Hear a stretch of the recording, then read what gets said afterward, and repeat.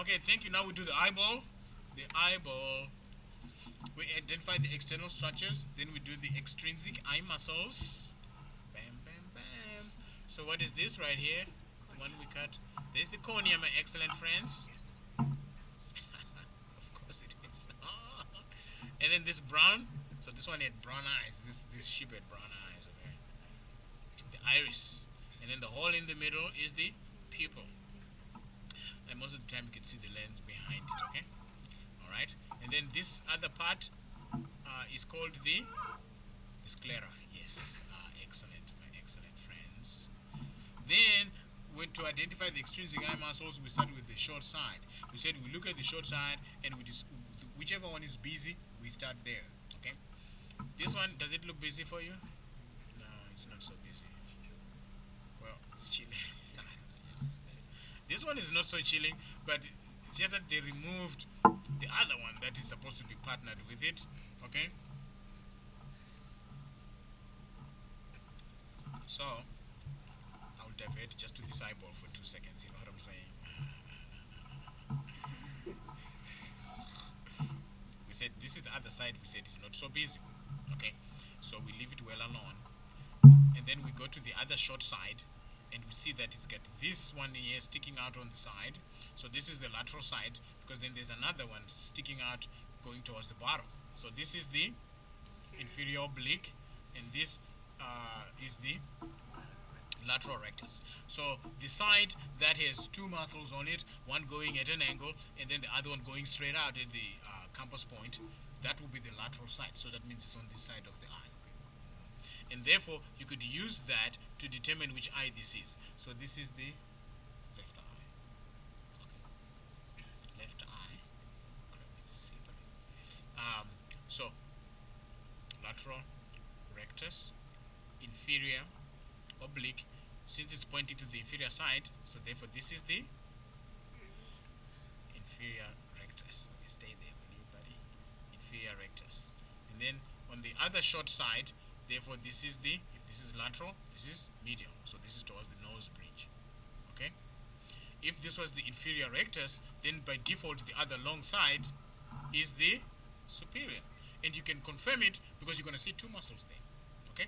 You're going to see this one, which is the superior rectus, and then you're going to see this other small one going at an angle, which is the superior oblique. Okay?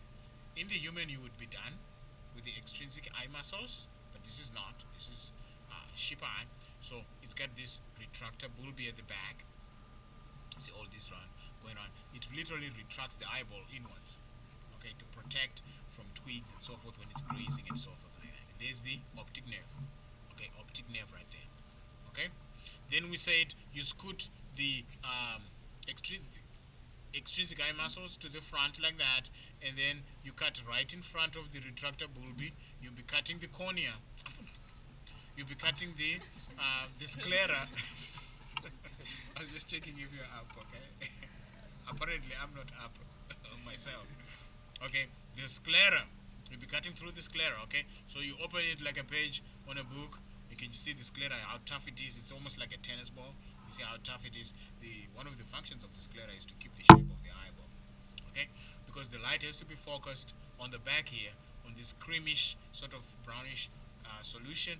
Not solution, but this creamish looking like material right here is the retina. Okay, and then you see this central part. You can see sort of these sort of radiations from it. That's the optic disc, where the optic nerve enters the eyeball, and there is no photoreceptors over there, so there is a blind spot, sometimes called the optic disc. Okay, and then of course there is the lens. I'm gonna throw it out. Okay, and then you could see here the ciliary body. You can see the ciliary processes. You see this ciliary processes, ciliary body from the back. Okay, and then this black, sort of black and blue, green, but it's mostly black, is the choroid coat. Usually in the exam, I say, what is that black layer right there? Then you don't even have to look at it on the picture, on the sample. You just answer it right away. Choroid coat. Okay, choroid coat. Okay, and that's that. And then of course the sclera is behind it. That's it for the eye. Is that not so? Oh yeah, the retina is one I started off with that I said. It's only that I didn't say cream cheese today, but it's one that looks like cream cheese. Okay. Do you like cream cheese? I'm sure you're gonna be taken off cream cheese. Not anymore. Yeah, that's good. Yeah, not anymore. Not if you're gonna liken it to this. Yeah, that's the retina right there. This brownish substance right here. It's smeared up against the choroid cord, because the choroid cord is the vascular tunic and is providing the nutrients for it. There's such a disease that's called retinal detachment, where the retina literally detaches from the choroid. You can see, you can see properly. And then, like I said, another thing is you see the macula here. Usually that disappears as soon as you open the eye. The macula is the center of the macula lutea is the center of the retina where all the light is focused. Okay, so you've got a lot of cones there because it's it's active during the bright conditions, and the center of it is the fovea centralis. Okay, but you won't see it once you open the eyeball, and that's it. Yes.